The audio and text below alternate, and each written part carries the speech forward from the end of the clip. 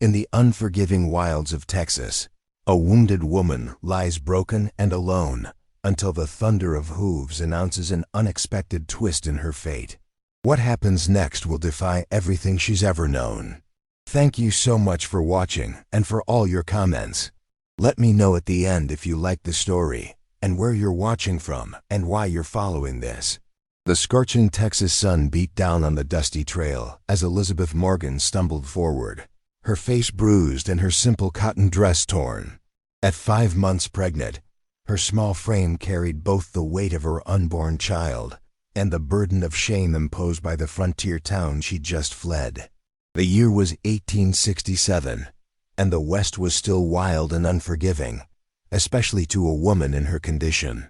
Just a little further, she whispered to herself, one hand protectively cradling her swollen belly. We'll find somewhere safe. Elizabeth had been the schoolteacher in Willow Creek, respected until her pregnancy began to show. With no husband to claim paternity, the townspeople had turned on her swiftly. They didn't know or care about the attack she had suffered at the hands of a passing cattle baron, who had taken what he wanted and disappeared into the frontier. This morning, after weeks of whispers and scorn, the town's leaders had decided to make an example of her.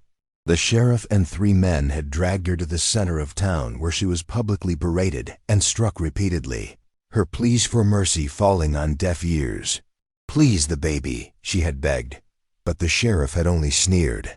Should have thought of that before you disgraced this decent town with your loose ways, he had spat, raising his hand for another blow. It was then that old Mrs. Wilson had intervened, distracting the men just long enough for Elizabeth to break free and run. She had fled without direction, without provisions, with nothing but the clothes on her back and the life inside her. Now, hours later, dehydration and exhaustion threatened to overcome her. The landscape around her was alien and harsh rocky outcroppings, scattered mesquite trees, and endless dust. Her legs finally gave way as she crumpled to the ground near a small stream. I'm sorry, little one, she murmured, tears cutting clean trails down her dirt-streaked face. I don't know if we'll make it. As consciousness began to slip away, the ground beneath her seemed to tremble. Through half-closed eyes, she saw dust clouds rising in the distance.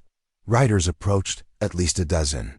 Their distinctive silhouettes and the way they moved with the horses as one told her immediately who they were. Comanche warriors. Elizabeth had heard the stories of raids, of captives taken, of lives destroyed. Yet in her current state, she could summon no more fear. Death at their hands might be quicker than the slow torture of thirst and exposure. The warriors circled her, their expressions guarded and curious. She made no attempt to flee. There was nowhere to go. One man dismounted taller than the others, with a quiet dignity in his bearing. Unlike the others, he wore a mixture of traditional Comanche clothing and items clearly taken from white settlements, a cavalry officer's jacket over buckskin leggings, and around his neck, incongruously, a silver watch on a chain. This was Nightwolf, war chief of this band of Comanche, though Elizabeth couldn't know it. His reputation among the white settlers was fearsome, a ruthless raider who had repeatedly frustrated the U.S. cavalry's attempts to confine his people to reservations. Among his own people, he was respected for his wisdom and courage, having risen to leadership through both qualities. Nightwolf approached slowly, his dark eyes taking in her condition, the bruises, the torn dress, and most significantly, her pregnant belly. He said something in Comanche to the others who remained mounted, watching intently. Water, Elizabeth whispered, summoning her last reserves of strength. To her surprise, the chief knelt beside her and offered his own water skin. As she drank gratefully, his gaze traveled over her injuries with growing anger. In halting but understandable English, he asked, "Who did this to you and your child?" "My town," she managed to reply. "They said I brought shame." Nightwolf's face hardened. He had seen enough of white society to understand what had happened. A woman alone, with child, and no husband treated as less than human. He spoke again to his warriors. There was discussion, some disagreement perhaps, but it was clear who commanded. Finally, he turned back to Elizabeth. "You come with us, you and child safe now." Before she could respond, darkness claimed her completely. The last sensation she felt was being lifted in strong arms, her body too weak to resist whatever fate awaited her. Nightwolf held the unconscious woman carefully, mindful of her condition. Looking down at her battered face, he made a decision that would change both their lives forever. "You will be my queen," he declared quietly in his native tongue, a declaration none of the white settlements would have expected from a man they considered a savage. "No one will harm you or your child again." As the Comanche band rode away with Elizabeth, dust settled on the empty trail behind them, erasing any evidence of the encounter. In the vastness of the Texas plains, a new story was beginning, one that defied the expectations of two colliding worlds. Elizabeth awoke to the smell of cooking meat and the soft murmur of unfamiliar voices. For a moment, disorientation clouded her mind before memories flooded back: the public beating, her desperate flight, and the Comanche warriors who had found her. Her hands immediately went to her belly, relief washing over her as she felt the reassuring movement of her child within. She was lying on soft furs inside a teepee, her wounds cleaned and dressed with some kind of herbal paste that smelled of sage and earth. Her torn dress had been replaced with a simple buckskin garment, loose enough to accommodate her pregnancy. The teepee flap opened, and a Comanche woman entered, perhaps a few years older than Elizabeth's 24 years. She carried a wooden bowl of stew and regarded Elizabeth with cautious curiosity. "You awake?" the woman said in broken English. "Eat. Chief say you need strength." Elizabeth sat up slowly, accepting the bowl with trembling hands. "Thank you. My name is Elizabeth. Elizabeth Morgan." The woman nodded but offered no name in return. As Elizabeth ate the rich stew of buffalo meat and wild onions, she gathered courage to ask, "Why did he bring me here? What does he want with me?" The woman's expression remained neutral. "Nightwolf see something in you. He say your spirit strong like Comanche woman. Now rest. Chief come soon." With that, she ducked out of the teepee, leaving Elizabeth alone with her thoughts. Outside, she could hear the sounds of camp life: children laughing, dogs barking, the rhythmic tapping of someone working at a craft. Normal sounds that contrasted sharply with her abnormal situation. An hour passed before the teepee flap opened again, and Nightwolf entered. In the better light, Elizabeth could see him clearly, tall for a Comanche, with intelligent eyes and a face that spoke of both hardship and strength. Despite herself, she felt no fear in his presence. "You are better?" he asked, sitting cross-legged across from her. "Yes," Elizabeth replied. "Thank you for helping me. But I don't understand why." Nightwolf was silent for a long moment. "My people have word, Taibo. It means white person. But it also mean enemy, because that is what white man has been to us. Taking our hunting grounds, killing buffalo, breaking treaties." He touched the silver watch around his neck. "This belonged to army captain who said he came in peace, then tried to poison our water. I took it to remember his lie." Elizabeth lowered her eyes, unable to deny the truth of his words. "But you," Nightwolf continued, his voice softening slightly, "you are different. Cast out by your own people, carrying new life. Among Comanche, all children are treasured, all mothers honored." "They didn't understand," Elizabeth whispered, tears threatening. "It wasn't my choice to." "You do not need to tell me," Nightwolf interrupted. "I have seen war. I know what men do to women." His directness startled her, but also provided unexpected relief. In Willow Creek, no one had allowed her to speak of the attack. Her very victimhood had been treated as her fault. "What will happen to me now?" she asked. Nightwolf's expression remained steady. "You stay with my people until child comes. Learn our ways, then you choose stay or go. And if I choose to go, then I take you to safe place. Army fort or peaceful settlement." He hesitated before adding, "But there is another path. You could become my wife." Elizabeth gasped, unable to hide her shock. "Your wife?" "But I'm a woman who has suffered," he finished for her. "A strong woman who survived. My first wife died 2 winters ago of white man's coughing sickness. I have no children. As my wife, you and your child would have protection always. Is that why you said I would be your queen? Elizabeth asked, remembering his words before she had lost consciousness. A ghost of a smile crossed Knight Wolf's face. You heard that? Yes. Among my band, Chief's wife has high place. Respected. No one would dare harm you. Elizabeth's mind reeled with the implications. A week ago, she had been a schoolteacher in a frontier town. Now she was being offered marriage by a Comanche chief. I need time, she said finally. This is all so sudden. Knight Wolf nodded, rising to his feet. Time you will have. 4 days from now, we move camp north to follow buffalo. By then you decide. After he left, Elizabeth placed both hands on her belly, feeling the gentle movements of her child. What should we do, little one? She whispered. Where is our place in this world? Outside, the camp continued its daily rhythms, oblivious to the tumult in her heart.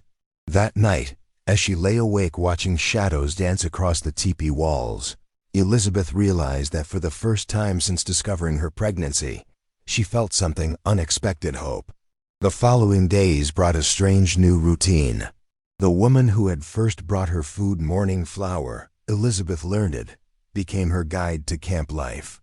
Though communication was difficult, Elizabeth began to learn simple Comanche words and phrases, while Morning Flower practiced her limited English. Elizabeth observed the community with a teacher's eye for detail. Children ran freely, loved and watched by all adults. Women worked at tanning hides or preparing food, their conversations punctuated by laughter. Warriors maintained weapons or trained younger men, their movements precise and purposeful. Most surprising was how Knight Wolf interacted with his people, not with the tyrannical authority she might have expected, but with respectful consultation. He listened more than he spoke, seeming to value each person's contribution. On the third day, as Elizabeth sat outside the teepee, watching women scrape a buffalo hide, a small boy of about 4 approached her cautiously. He held out a small carved wooden horse, saying something she couldn't understand. He says it is gift for your baby, Morning Flower translated, appearing at Elizabeth's side. His father made it. Elizabeth accepted the toy with a smile, touching the boy's head gently in thanks. Who is his father? Morning Flower's expression softened. Knight Wolf, that is Little Hawk, his sister's son. She died at same time as Chief's wife. He has no children by blood, but cares for Little Hawk as his own. As the boy ran back to his play, Elizabeth watched Knight Wolf across the camp, instructing young men in bow techniques. Seeing him with Little Hawk cast him in a new light, not just as a warrior chief, but as a man capable of tenderness. That evening, as the sun set over the plains in a blaze of orange and gold, Elizabeth made her decision. Whatever awaited her in this unexpected life, it offered more dignity and hope than returning to a world that had cast her out. Tomorrow she would give Knight Wolf her answer. The Comanche camp moved like a living organism across the Texas plains. Teepees dismantled and rebuilt with practiced efficiency. 3 weeks had passed since Elizabeth had accepted Knight Wolf's proposal, and in that time, her understanding of her new life had deepened considerably. The ceremony that had made her Knight Wolf's wife had been simple by white standards, but rich with meaning. She had been dressed in a special buckskin dress, adorned with intricate beadwork, her hair braided with strips of rabbit fur by the tribe's elder women. Knight Wolf had presented her with a gift, a knife with a bone handle, symbolizing her right to protect herself and those under her care. They had stood together before the entire band as an elder spoke words in Comanche that Elizabeth could not understand, but somehow felt in her heart. When Knight Wolf had placed a beaded necklace around her neck, sealing their union, she had seen something in his eyes that transcended their different worlds' respect, and perhaps the seed of something deeper. Now as the band traveled north following the buffalo herds, Elizabeth rode on a gentle mare that Knight Wolf had specially selected for her. Her pregnancy was advancing, her belly now prominently rounded beneath her Comanche clothing. The tribe's healer, an elderly woman named Ceasefar, checked on her regularly, using herbs and gentle pressure to ensure the baby was growing properly. You learn quickly, Morning Flower commented as they rode side by side. In the week since Elizabeth's arrival, the two women had developed a friendship that bridged their cultural divide. Morning Flower's English had improved as much as Elizabeth's command of Comanche phrases. "I have to," Elizabeth replied with a small smile. "This is my life now. You not regret choice?" Morning Flower asked, her face serious.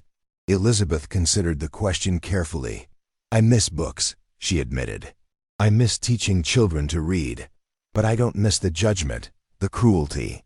Here, no one looks at my belly with disgust." Morning Flower nodded. "Child is blessing always. White people strange to think different."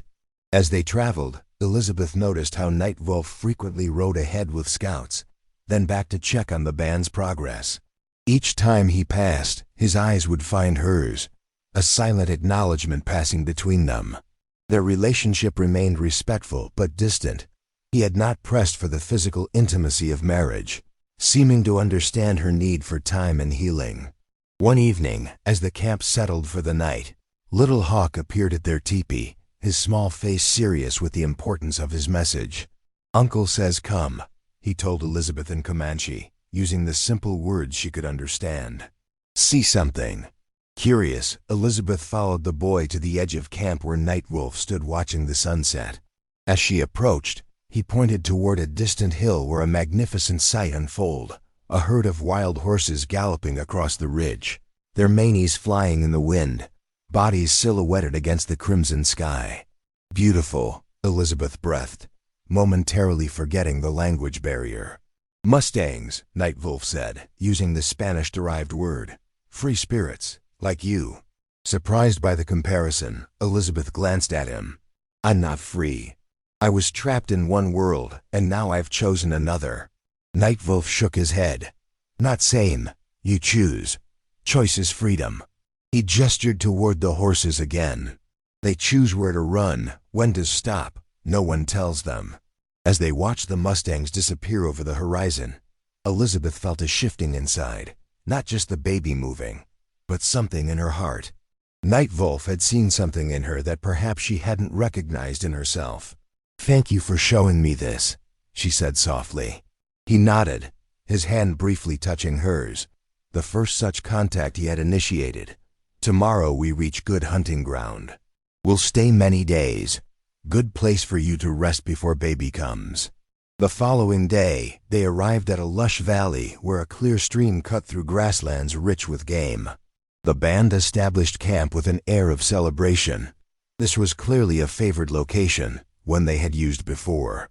As the days passed, Elizabeth found herself increasingly integrated into the rhythms of Comanche life. The women taught her to prepare hides, to identify edible plants, to craft the beaded decorations they all took such pride in. In return, she began teaching some of the children English words, drawing letters in the dirt with a stick as she had once done on a schoolhouse chalkboard. Nightwolf watched these impromptu lessons with quiet approval. One evening, he joined the circle of children, sitting cross-legged among them as Elizabeth taught them to count in English. "You miss teaching," he observed later as they sat outside their teepee, the night alive with the sounds of crickets and distant coyotes. "Yes," she admitted. "It was my calling." He considered this, turning his silver watch thoughtfully in his fingers. "Perhaps calling follows you, not stays in one place." Before she could respond, a commotion arose from the edge of camp. Warriors were gathering, weapons in hand, responding to something Elizabeth couldn't see. Nightwolf rose immediately, his posture tense. "Stay here," he instructed before striding toward the disturbance. From the shadows between teepees, Elizabeth watched as 3 riders were escorted into camp-use cavalry scouts, their blue uniforms unmistakable even in the firelight. Fear clutched at her heart. The Army's relationship with the Comanche was fragile at best, openly hostile at worst. The scouts spoke with Nightwolf through a half-Mexican interpreter who traveled with the band. Though she couldn't hear their words, the tension was palpable. After what seemed an eternity, the scouts remounted and rode away, their postures rigid with barely contained hostility. When Nightwolf returned to their teepee, his face was grave. "What did they want?" Elizabeth asked, her hand protectively cradling her belly. Army builds new fort 3 days ride east, he replied. Say all Comanche must go to reservation or be considered hostile. His jaw tightened. We have until next full moon to decide. And if you refuse, then they come with many soldiers. Many guns. Nightwolf's eyes reflected the firelight, dark with knowledge of what such a confrontation would mean. I must speak with elders now. Many hours talking. As he turned to leave, Elizabeth caught his arm. Let me help. I know how white men think, how the army works. Perhaps there's a way. Nightwolf studied her face for a long moment. You would speak for us? Even against your own people? You are my people now, Elizabeth said, surprised by the conviction in her voice. This child will be born Comanche, not white. I want a future for us all. Something shifted in Nightwolf's expression, a softening, a recognition. Without warning, he leaned forward and kissed her gently, his hand coming up to touch her face with unexpected tenderness. Then come, he said as he pulled away. Let your voice be heard. That night, Elizabeth sat in council with the tribe's leaders, the only woman, the only white person, and began the delicate work of building a bridge between worlds. As the discussions continued into the night, she felt her child move within her, as if affirming the path she had chosen. The morning sun cast long shadows across the valley as Elizabeth stood before the teepee she shared with Nightwolf, watching a line of riders approach the Comanche camp. Her heart quickened at the sight of blue uniforms, U.S. cavalry officers, but she steadied herself with a deep breath. This moment had been carefully orchestrated over weeks of negotiation. At nearly 8 months pregnant, Elizabeth's body had transformed completely. She wore her hair in the Comanche style now, her skin darkened by the sun, her bearing reflecting the quiet confidence she had developed among her adopted people. The beaded necklace Nightwolf had given her during their marriage ceremony hung prominently around her neck, a declaration of her chosen identity. They come, Nightwolf said, appearing at her side. He was dressed formally in his finest buckskins, with eagle feathers in his hair signifying his status. The silver watch still hung around his neck, a reminder of past betrayals that informed his cautious approach to this meeting. Are you ready? He asked, his eyes searching hers. Elizabeth nodded. As ready as I'll ever be. In the weeks since the scouts' visit, Elizabeth had worked tirelessly alongside Nightwolf and the tribal elders to forge an unprecedented agreement. Using her knowledge of government procedures and Nightwolf's shrewd understanding of negotiation, they had drafted a proposal that might spare their band the fate that had befallen so many others, forced relocation or extermination. The cavalry officers dismounted at the edge of camp, led by a Captain James Thornton, a man whose reputation for fair dealing with native tribes had reached even the Comanche. Elizabeth had specifically requested his presence through messages carried by trusted traders. Nightwolf stepped forward to greet the visitors, his posture proud but not aggressive. Elizabeth remained slightly behind him, as was proper for a chief's wife, but visible enough that the officers could see her clearly, a white woman, obviously pregnant, dressed as a Comanche and standing firmly with her husband's people. The shock on their faces was precisely the reaction she had anticipated. Mrs. Morgan? Captain Thornton asked incredulously, stepping forward. We received reports months ago that you had been abducted by hostiles. I was not abducted, Captain, Elizabeth replied calmly.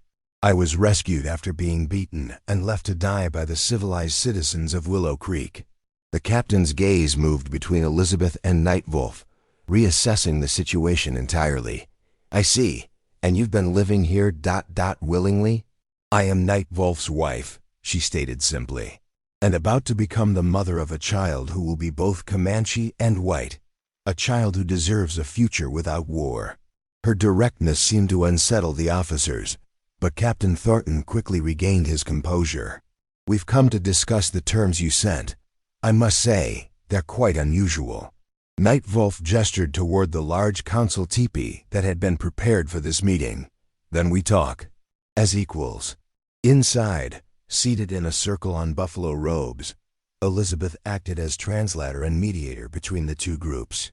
The proposal they had crafted was bold, Nightwolf's band would accept permanent settlement, but not on the distant, barren reservation lands the government had designated. Instead, they would remain in this fertile valley, establishing a fixed community where they could maintain their culture while adapting to the changing realities of the frontier. "This land has no value to white settlers," Elizabeth explained, unrolling a rough map they had prepared. "It's too far from water routes for commerce, too isolated for farming communities. But it's perfect for the Comanche way of life." Captain Thornton frowned. "The government's policy is clear. All native tribes must relocate to designated reservations." "Policies can change," Elizabeth countered. "Nightwolf's people offer something valuable in return: peace on this section of the frontier, and assistance against hostile bands that threaten settlements." The negotiations continued through the day, reaching moments of heated debate and periods of thoughtful silence. Elizabeth's unique position, at once insider and outsider to both worlds, gave her insights that neither side alone possessed. When tempers flared, she reminded both parties of what was at stake. "My child will be born in less than a month," she said during a particularly tense moment. "I want that child to grow up neither hiding from soldiers nor confined to a reservation where starvation and disease run rampant. There must be another way." As the sun began to set, an unexpected voice joined the discussion. Little Hawk, who had been watching silently from the teepee entrance, stepped into the circle. In careful, practiced English that Elizabeth had taught him, he addressed Captain Thornton directly. "My father died fighting bluecoats," the boy said solemnly. "Nightwolf teaches me not to hate, but to be strong. I want to learn both ways. White school things and Comanche things." The captain's expression softened as he regarded the child. In that moment, the abstract politics of Indian relations became suddenly human and immediate. He turned to his officers, conferring quietly before addressing Nightwolf again. "I cannot authorize this agreement on my own," he said finally, "but I believe it has merit. I will take your proposal to Fort Richardson personally and advocate for its consideration." It wasn't the definitive victory they had hoped for, but it was a beginning. As the officers prepared to depart, Captain Thornton approached Elizabeth privately. "You've chosen an extraordinary path, Mrs. Morgan," he said, his tone a mixture of admiration and concern. "Are you certain this is what you want?" Elizabeth looked across the camp where Nightwolf stood with Little Hawk, the man's hand resting protectively on the boy's shoulder. In the months since her rescue, Nightwolf had evolved from savior to husband to partner, their relationship deepening through shared purpose and mutual respect. What had begun as an arrangement of necessity had blossomed into something neither of them had anticipated: love that bridged two worlds. "I've never been more certain of anything, Captain," she replied. "This is where I belong." 2 weeks later, as the first snows of winter dusted the valley, Elizabeth gave birth to a daughter. The labor was long but uncomplicated, with Seas Far and Morning Flower attending her while Nightwolf waited anxiously outside, observing the white man's custom of a father's absence during childbirth. When at last he was permitted to enter the teepee, Elizabeth sat propped against furs, her face tired but radiant, cradling a small bundle wrapped in the softest deerskin. "Nightwolf," she said softly, "meet your daughter." He knelt beside them, his usual stoic expression transformed by wonder as he gazed at the infant's face, her features a perfect blend of her parents', her skin neither fully white nor fully Comanche. "She is beautiful," he murmured, gently touching the baby's tiny hand. "What will we call her?" Elizabeth had been considering names throughout her pregnancy, weighing options from both cultures. Now, looking at this child born between worlds, she knew. "Dawn," she said, in English, and in Comanche ... Pahautha, Nightwolf finished for her. "First light, the beginning." "A new beginning," Elizabeth agreed, "for all of us." As if understanding the significance of the moment, little Dawn opened her eyes for the first time, dark eyes that seemed to hold the wisdom of both her bloodlines. Outside, a rider approached the camp at a gallop. Moments later, Morning Flower burst into the teepee, her face alight with excitement. "Captain returns," she exclaimed. "With papers." Nightwolf exchanged a look with Elizabeth before carefully helping her to her feet, the baby cradled securely in her arms. Together, they emerged from the teepee to find Captain Thornton dismounting, a leather document case in his hands. The entire camp gathered as the captain approached Nightwolf and Elizabeth. His eyes widened at the sight of the newborn, a smile breaking through his official demeanor. "It seems I've arrived at an auspicious moment," he said. "And perhaps it's fitting, as I bring news that will affect this child's future." From the case, he withdrew a document bearing official seals. "The Department of Indian Affairs has provisionally accepted your proposal with some modifications. Your band may remain in this valley under a 5-year treaty, with conditions regarding peaceful conduct and limited cooperation with the Army." A murmur ran through the assembled Comanche. It wasn't perfect. Elizabeth could already see Nightwolf noting the document's limitations, but it was unprecedented. A small victory against the tide of history that had been sweeping native peoples aside. "There's more," Captain Thornton continued, his gaze shifting to Elizabeth.